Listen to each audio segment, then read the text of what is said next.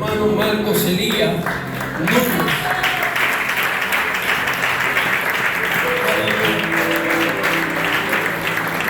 Toda la gloria, honra y poder sea nuestro Dios por los siglos de los siglos. ¿Cuántos dicen amén? Amén. Para mí es más que un privilegio, más que un honor estar con cada uno de ustedes. Tenía tiempo que no pasaba por acá. De verdad me honro ver tanta cara conocida, lo cual les bendigo en nombre de Jesús de Nazaret. Bendigo la vida del pastor de la casa y gracias por la invitación que fue para mi padre, pero estamos aquí. No quiero abundar mucho ni quiero que usted se ponga de pies. Vamos a entrar en materia rápidamente. Ya usted escuchó mi nombre, Marcos Núñez, y estamos aquí para dar la palabra del Rey. Yo quiero que usted busque en el primer libro de la Biblia, libro del principio, libro de Bereshit, Génesis, capítulo 49, verso 8 al 10. Hay una palabra para el esta noche. Génesis 49, verso 8 en adelante. Si lo tienes, puede decir amén. Amén. Y si no, di aleluya. Aleluya. La palabra de Dios 49:8. La palabra de Dios van a ser leída en el nombre del Padre, del Hijo y del Espíritu Santo. Amén. Dice así: Judá, te alabarán tus hermanos, tu mano en la cerviz de tus enemigos. Los hijos de tu padre se inclinarán a ti. Cachorro de león, Judá, de la presa subiste, hijo mío. Se encorvó, se echó como león, así como león viejo. ¿Quién lo despertará? No será quitado el cetro. Diga conmigo el cetro. El cetro de Judá, ni el legislador de entre sus pies, hasta que venga Silosh. Diga conmigo Silosh. Silosh. Y él se congrega, y a él se congregarán los pueblos. Alguien le da gracias a Dios por su palabra. Gracias a Jesús. Pueden sentarse. Y como dicen los predicadores, aleluya, no sienten la alabanza. En esta preciosa noche quiero hablarte con el tema el cetro de Silosh. El cetro de Silosh. Si usted tiene su Biblia abierta, que me gusta predicar bíblicamente, quizá usted no va a escuchar mucho, pero lo que me interesa en esta noche es que usted se lleve una palabra de Dios. El cetro de Silosh.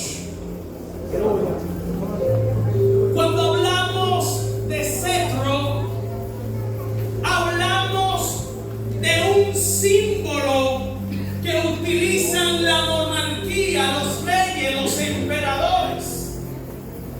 En las antiguas culturas, aún paganas, se decía que los dioses utilizaban el cetro, que era como una vara o un bastón, que solamente lo utilizaban los monarcas. Este cetro simbolizaba autoridad. Ya conmigo, autoridad. Autoridad. Este cetro simbolizaba riqueza. Diga conmigo, riqueza. Riqueza. Simbolizaba reino. Simbolizaba poder. Y a mí me impacta algo, y es que aquí se nos dice, aleluya, que el cetro, la autoridad, el reino permanecerá en la familia, en la tribu de Judá, hasta que aparezca Silosh.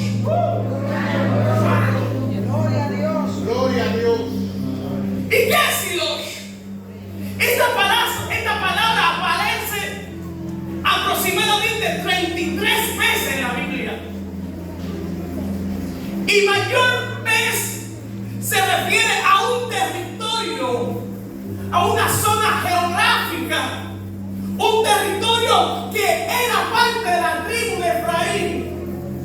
Y usted lo va a encontrar no como Shiloh, sino como Silo.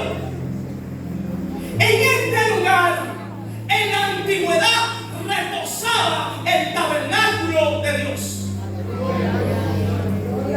Por lo tanto, también reposaba el arca de la alianza, el arca del pacto, que simbolizaba la presencia de Dios en el pueblo.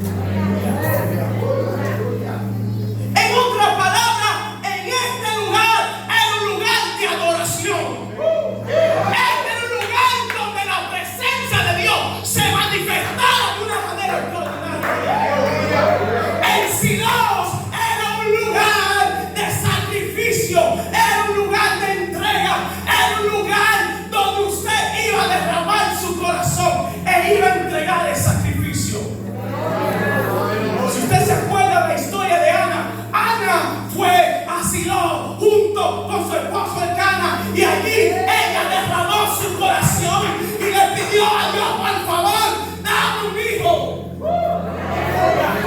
En este mismo lugar también Dios cumplió su promesa, y dice la palabra de Dios que tiempo después Ana llevó a su hijo Samuel, que significa Jehová escuchó. Y aquí en Siloh, Samuel tuvo una de las experiencias más sobrenaturales en su vida, que marcó un antes y un después en su ministerio, donde escuchó la misma voz de Jehová que lo llamaba: Samuel, Samuel, Samuel, Samuel.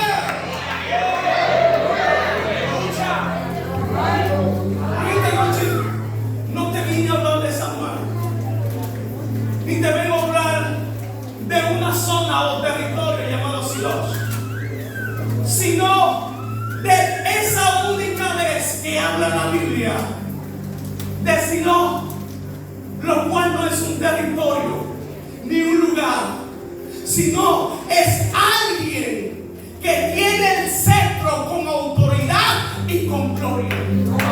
Gloria a Dios. Pero para eso, y para saber quién es Siloh y de quién Jacob estaba hablando, en el libro de Génesis, capítulo 49, tenemos que ir al significado de esta palabra, que es un término hebreo, que si usted lo traduce al español, es el pacificador o el dador de paz. Gloria al Señor. Esto me hace recordar lo que dijo el profeta Isaías en el capítulo 9, verso 6, que dice: porque un niño no es nacido, hijo nos es dado, y el principado, en otras palabras, el cetro sobre su hombro, y se llamará su nombre admirable, consejero, Dios fuerte, Padre eterno, príncipe de paz. Y yo no sé usted, pero 700 años después que Isaías dijo esto, apareció alguien que dijo: mi paz os dejo, mi paz os doy, y no como el mundo da.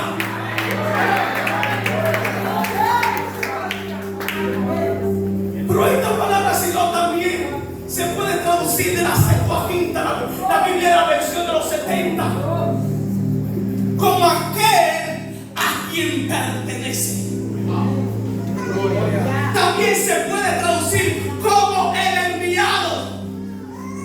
En otras palabras, aquí te está diciendo a quien le pertenece la autoridad, el cetro, a quien le pertenece la gloria, aunque le pertenece el honor, al que le pertenece la riqueza, al que pertenece la sabiduría, al que pertenece todo poder por los siglos de los siglos.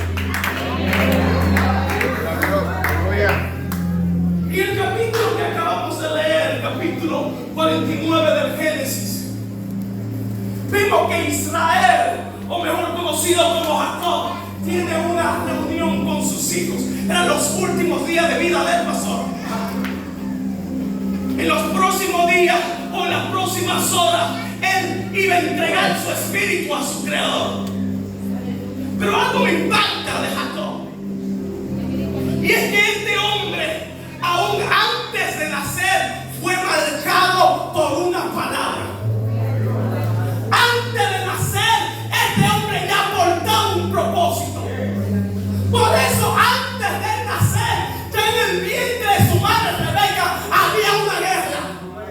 Había una batalla donde esta mujer se preguntaba: Dios mío, ¿y por qué a mí? Déjaselo. En el libro de Génesis, aleluya, capítulo 25, ella dice: ¿por qué a mí? Pregunta que muchas veces nosotros nos preguntamos: ¿por qué a mí? ¿Por qué esta situación? ¿Por qué se me enfermó el hijo a mí? ¿Por qué me botaron del trabajo a mí? ¿Por qué se me acabó el gas a mí? ¿Por qué a mí? Pero algo me impacta de Rebeca. Es que Rebeca no fue donde el vecino a contarle sus problemas. Rebeca no fue donde el hermanito a contarle sus problemas. Rebeca fue, dice la Biblia, ante aquel que podía resolver sus problemas. Rebeca, dice la Biblia, que fue a la presencia de Jehová. Y cuando usted va a la presencia de Jehová, tiene respuesta sí o sí. Muchas veces perdemos el tiempo en muchas cosas que no son provechosas, pero te digo en esta noche que te atrevas a venir a la presencia del Señor. Y ella escuchó la voz de Dios. Y Dios le dijo: mira, Rebeca, es que tienes a dos naciones dentro de ti. Hay dos naciones que están en guerra. Lo que tú portas, en otras palabras, lo que tú portas no es cualquier cosa. Lo que tú estás portando no es cualquier cosa. Quizás te preguntas: ¿por qué tanta guerra? ¿Por qué tanta lucha? ¿Por qué tanta aflicción? ¿Por qué? Es porque lo que tú portas no es cualquier cosa. Gloria a Dios. Aleluya. Ya Dios había dado una palabra, y la palabra que Dios había dicho: que el mayor tendrá que servir al menor. En otras palabras, lo que pasó con Jacob no fue casualidad. Ya Dios conocía lo que iba a pasar en un futuro con Esaú. Hasta el punto que el apóstol Pablo, en el capítulo 9 de Romanos, verso 8, verso 10, perdón, y adelante, habla que Jehová Dios había aborrecido a Esaú y había amado a Jacob. Es más, y él dice: antes que ellos conocieran bien el mal, antes de que ya ellos hubiesen nacido, ya Dios había desechado a Saúl. Léaselo, Romanos capítulo 9. Me llega la pregunta: ¿por qué Dios hace esta excepción si en Dios no hay excepción de personas? ¿Por qué? ¿Por qué Pablo habla de esta manera? Y aquí viene la respuesta: Dios conoce todos los tiempos. En la presencia de Dios, no presencia, en la presencia de Dios, que es el saber el que antes que las cosas acontezcan. Dios trasciende más que el tiempo. Es más, el tiempo habita en Dios. En Dios no hay pasado, porque Dios vive un eterno presente. Gloria a Dios. Y Dios sabía, aleluya, una palabra que ya Él me ha dicho en Génesis capítulo 3. Y esa palabra fue la que le dijo a la serpiente: pondré enemistad entre tú y la simiente de la mujer. Gloria a Dios. Y tú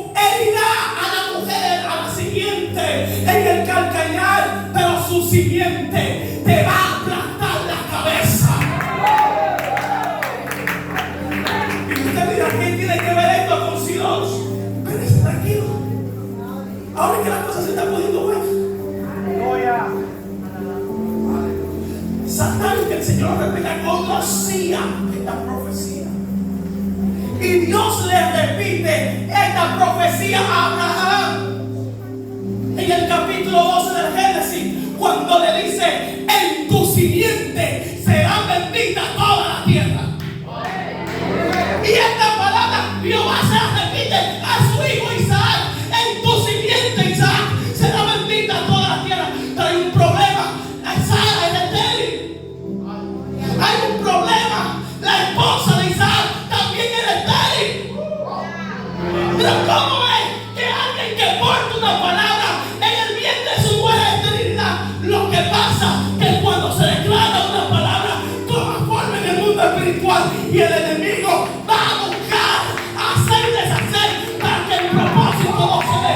Así que no te preocupes, no te turbes, porque ya Dios dio la palabra. Y si Dios dio la palabra, no hay oración, no hay revolución, el pueblo pasa.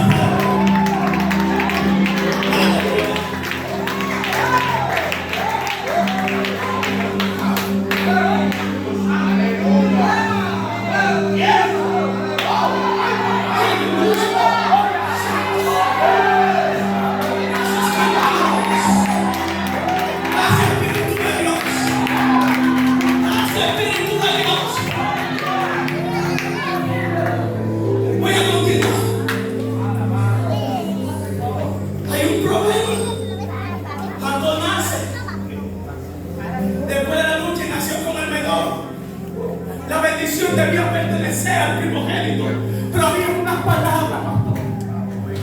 Había una palabra ya, que el mayor iba a tener que servir al menor. Y en una de las tantas huidas de Jacob, en una ocasión se encontraba en el desierto, y allí él reposó su cabeza en una piedra.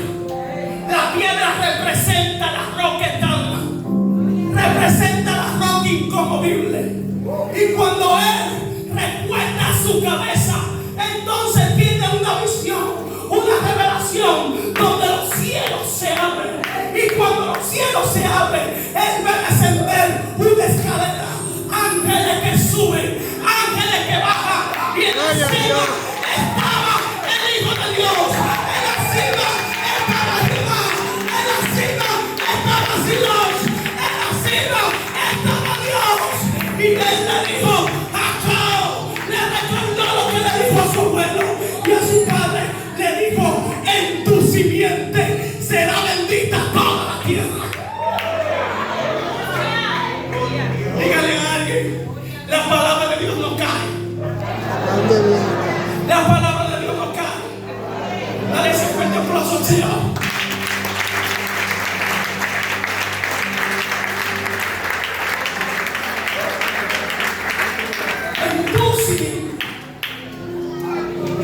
Y hay algo poderoso acá. Y aquí hay un misterio fuerte y poderoso. ¿Por qué entonces la Biblia dice, y Malaquías capítulo 3 verso 6 lo dice, que Dios aborrecía a Esaú? Y Pablo lo repite en Romanos 9. ¿Por qué? Porque como Dios trasciende los tiempos y Dios conoce, Dios conocía que la descendencia, la genética de Esaú, miles de años después, le iba a hacer guerra al Hijo de Dios. La simiente de Esaú, que era el rey de Herodes que pertenecía a Edom, y los edomitas eran descendientes de Esaú. Aleluya, aleluya. El rey Herodes no quería que alguien le quitara el cetro. El rey Herodes no quería que nadie le quitara el reino, pero él se enteró, aleluya, que en una ciudad alguien iba a nacer. Yo no sé si usted me está entendiendo. Alguien que de la simiente de Jacob,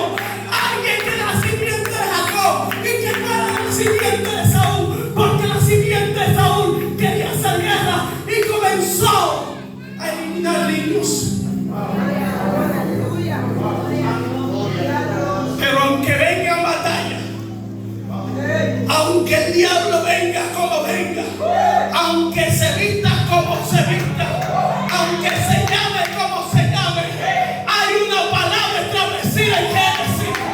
Hay una palabra, y es que la simiente iba a venir a la cabeza a Satanás en la cruz del Calvario.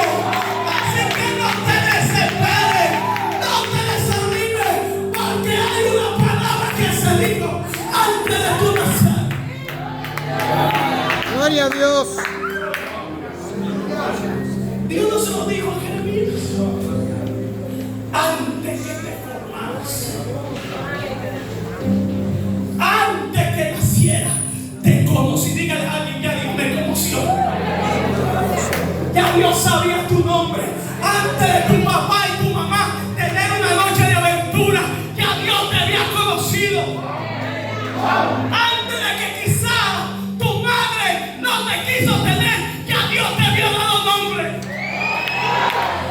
Antes que quizá te quisieran abortar, ya Dios te puso tu nombre. Y lo que Dios declara en la eternidad, no hay nada ni nadie que lo pueda quitar y que lo pueda borrar. Gloria a Dios. Ahora sí te preguntas, ¿por qué tanta que no? ¿Por qué conmigo? ¿Por qué conmigo? Tranquilo, ya tu nombre fue pronunciado en el mundo de los espíritus. Es porque ya a ti te conocían. En una ocasión, recientemente, estaba yo con mi esposa paseando en la zona colonial. Y de repente, gloria sea el Señor, se me entró unas ganas de ir al baño. Ahora imagínense, la zona, el lugar donde yo estaba, todo era un museo de paz. Usted se imagina entrar al baño solamente para pagar. Y yo no podía, porque el hombre lo hace donde quiera. Pero era una zona turística. Y que lamentablemente no podía hacer el honor a un buen dominicano. De repente estaba tan desesperado que vi como un restaurante, algo así. Y dije a mi amor, no aguanto, voy a entrar allá. Y cuando fui le dije, con permiso, señor, ¿puedo entrar al baño? Me dice, sí, sí, claro. Me miro hacia arriba abajo, yo, sí, sí, sí, claro, pasa. Y cuando entré, lo primero que me topo es con la imagen de la Santa Muerte. Veo en el pasillo muchas velas. A mí la gana se me fue. Como el pastor, yo lo que quería es salir de ahí. Y cuando hago así, hay un cuartico, hay un altar de todo tamaño. Y dije, bueno, aquí me van a comer conmigo, por si atreví. Salí de aquel lugar, le dije a mi esposa, como todo buen pentecostal, vamos a cubrirnos con la sangre de Cristo. Haciendo honor al nombre pentecostal, vamos a orar. Que la sangre de Cristo nos cubra, que la sangre de Cristo me cubra, que la sangre. Eso es lo que hacemos los pentecostales. Yo me incluyo. Pero de repente escucho esa voz del cielo que me dice, si tan solo tú supieras que antes de entrar a ese lugar ya tú fuiste sellado. Y que nada de lo que está ahí te podría tocar. Porque desde que creíste fuiste sellado con el sello de redención. Y cuando Satanás te ve con ese sello, tienes que salir corriendo. Te tienes que dejar el espacio. Obviamente no te estoy diciendo que te metas a todo lugar, no. Es una necesidad y era algo que Jehová Dios me quería enseñar en ese momento. Hay momentos que no es llorar, sino momentos de actuar en fe y creer lo que Dios dijo sobre tu vida. Usted está cubierto con la sangre de Cristo. ¿Por qué ha de temer? Si Dios va a estar con nosotros, ¿quién contra nosotros?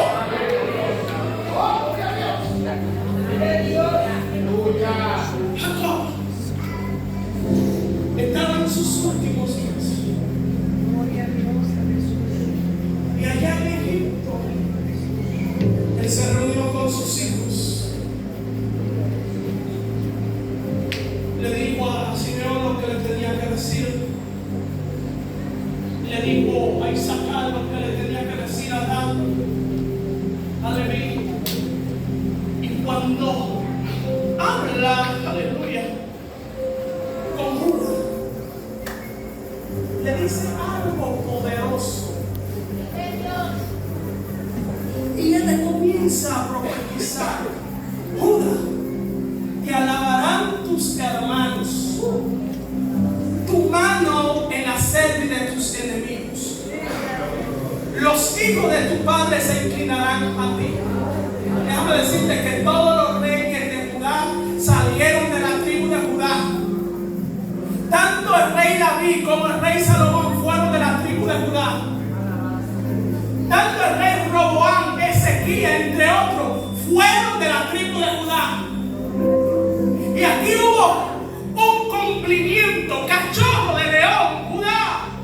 ¿Sabía usted que algún del atributo de Jesús es que es el león de la tribu de Judá? Judá era un cachorro, porque aquí lo dice, tú eres un cachorro de león, pero Jesús es el león de la tribu de Judá. En otras palabras, aunque Jesús no había nacido con la presencia de Dios, ya Jesús era el león y Judá era el cachorro.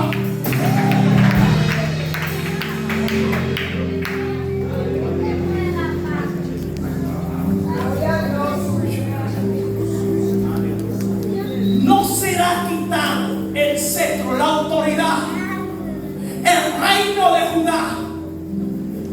Y aquí me acuerdo lo que le dijo el Señor a David, que tu reino será permanente. Tu reino será perfecto. Y me recuerda lo que el mismo salmista dice en el Salmo 110. Tú eres rey y sacerdote por siempre, según el orden de Melquisedec. Melquisedec era rey de Salem, rey de justicia y rey de paz. Dígale a mí, lo que Dios dijo no tiene coincidencia. Y algo me gusta lo que dice aquí. Aleluya. Y a él se congregarán los pueblos. Donde estaba Jesús tenía que ir toda persona, solamente para escuchar su voz, solamente para ser sanado, para ser transformado. Aunque otros se acercaban para ver un poquito, a ver si él pecaba, a ver si él fallaba. En una ocasión, en Mateo capítulo 12, se encuentra esta historia. En una ocasión encontraron a los discípulos de Jesús en un sembrado de espiga, y todo bien, todo cool, pero había un problema. Era Shabbat, era sábado, y esto era prohibido por la ley, porque según la ley no podía existir ningún tipo de trabajo. Gloria a Dios. Y aquí los espíritus fariseos aprovecharon. Camana ahí, como buen dominicano, si fuera dominicano hubiese dicho: capuno te abajo. Y allí lo atraparon. ¿Y saben qué dijo Jesús? Jesús se lo sabía todo. Ustedes lo habían leído en 1 de Samuel capítulo 26, cuando David entró con sus hombres al tabernáculo de Dios, y no le era lícito el comer los pan de la mesa de las proporciones, porque solamente pertenecía a la orden sacerdotal. Y David y sus hombres comieron de esos panes. Y yo te voy a decir algo, nada es coincidencia. Yo te aseguro que si David no hubiese hecho eso, Jesús no lo hubiese dicho 1000 años después. Para Jesús decir esto, él tenía que provocar en David el pasado que entrara al tabernáculo y comiera con sus amigos. Yo no sé si tú puedes entender el nivel profético que habla la palabra de Dios. Pero algo que me impacta, y es que ese accionar de David y ese accionar de Jesús no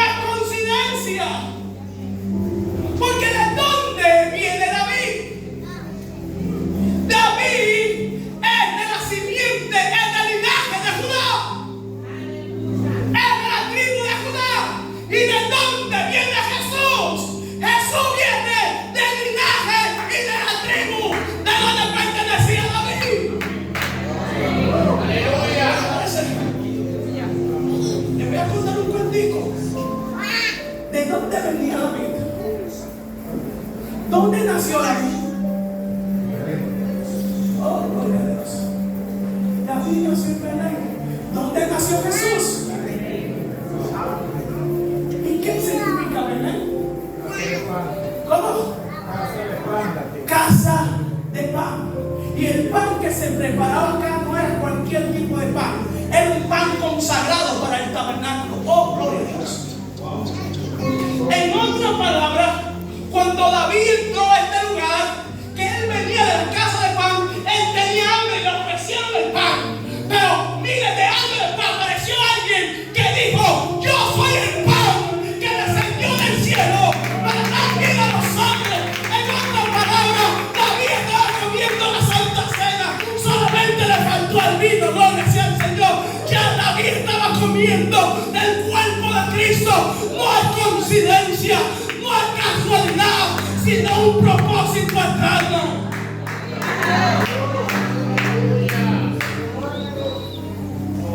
Y si alguien te puede decir el propósito eterno, ese soy yo.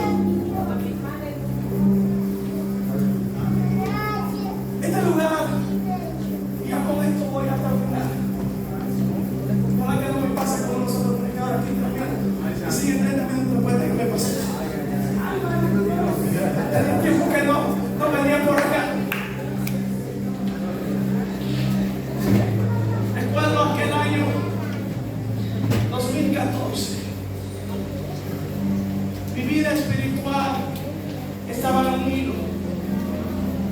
Estaba casi a punto de caer. En ese tiempo era líder juvenil. Y Nelson Ramírez todavía pastoreaba allá en ese momento. Yo recuerdo que había una invitación. ¿Y dónde? Donde el pastor Ramón Núñez. Y dije, también. Y allí fui con un muchacho. Y le dije al muchacho, le comencé a preparar, mira, que tú veas que todo el mundo caiga así adelante. Yo lo quería preparar mentalmente para lo que venía. Vea lo que tú veas, sigue hacia adelante. No te fijes en nadie, fíjate en Jesús. Que cuando yo llegué a este lugar, desde el devocional hasta la prédica, el Señor hablaba, trataba, transformaba. Y hasta el día de hoy no me olvido de aquel mensaje, ni de aquel predicador, que el nombre del predicador no me acuerdo. Si alguien se recuerda de esa ocasión, por favor me haga recordar el nombre. Pero lo que sí me acuerdo es que decía una palabra que mi papá dijo ahorita, y es que la gloria postrera de la casa será mayor que la primera. Él predicaba en el libro del profeta Menor. Y esas palabras fueron como un martillo. Me recuerdo que yo estaba por ese lugar, gloria sea al Señor, y mi corazón se quebró de una manera que yo comencé a llorar como un niño. Y te puedo asegurar, te puedo decir que desde ese día fue un antes y un después. Desde ese día yo le dije al diablo, diablo, te equivocaste conmigo, porque la gloria plena en mi vida, en mi ministerio, va a ser algo poderoso. Y fue tan poderoso que desde que llegué al trabajo, al otro día, uno de los seguridad se me acercó y me dijo, varón, me convertí. El supervisor, y mira, a mí me hicieron firmar que yo no podía predicar en esa institución porque era prohibido hablar de política, de religión, etc. Pero cuando Dios te lleva a un lugar, el diablo no puede callar tu boca. De repente el supervisor dijo, usted es cristiano, así, yo soy cristiano, explícame lo que dice aquí en la Biblia. De repente un lugar que no ponía música cristiana, comenzaron a poner alabanza. Y comenzó un avivamiento tan grande. Mi papá no me deja mentir que yo tuve que hacer un culto con mi compañero de trabajo en la congregación. Se metió mi mamá de una forma tan tremenda. Pero ¿sabe? Al mes me despidieron.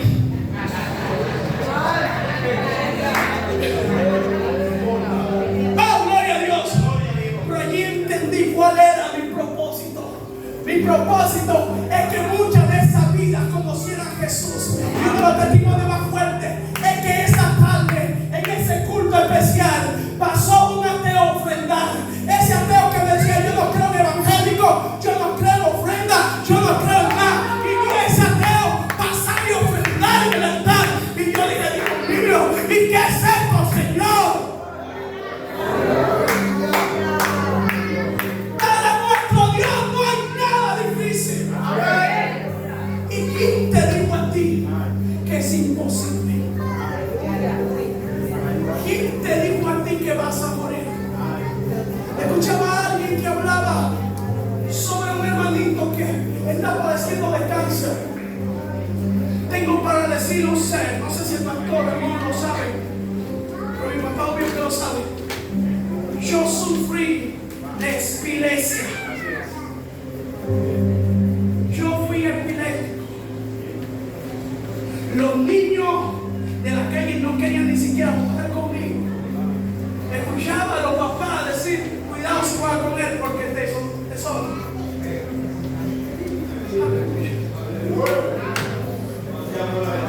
saben lo que es? Vivir una vida sin televisión, porque eso fue lo primero que me prohibió ese doctor, que el Señor lo sabe donde quiera que esté. No, que se repitió. Me prohibió todo lo que a un niño le gusta. Yo conocí la playa ya después de grande. No podía bañarme en playa, ni en piscina, ni en río, nada de esas cosas. Dudaba de que yo algún día me case. En la escuela yo no paraba en ninguna escuela. Pero te puedo decir que un día, allá en Villa Carmela, en un colegio que había antes, me acuerdo de ese día, donde tú estabas en recreo. Y yo, sobre el aula, comencé a cantar la canción de Jesús allá, con manos vacías. Decía el Señor: pongo mi vida a tu servicio, Señor. No será mucho, pero te mejor. Y ahí mi corazón se quedó. Yo comencé a llorar como un niño esa noche. Y yo sé que usted dirá: la canción es antibíblica, porque la Biblia dice que no te presentarás conmigo con manos vacías. Pero déjame decirte que yo no tenía nada en mis manos. Yo no sabía tocar ni siquiera el pandero, porque todavía no sé tocar mucho. No sabía cantar, aunque todavía sigo tirando mis gallos. No sabía que predicar, no sabía. Gloria sea al Señor, por lo menos hago algo. Pero te puedo decir que después de ese día fue un antes y un después. Fue como el Dios de los cielos eterno dijo: amén, amén, amén. Hoy tengo un celular, hoy estoy casado, hoy ya salí de la escuela, hoy soy pastor de la iglesia que hacía reunión para ver qué se hacía con ese muchacho, con Elías. Hoy soy pastor de esa congregación.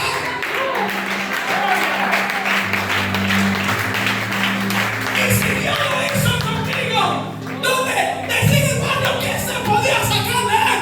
Si Dios lo hizo conmigo, Dios lo puede hacer contigo.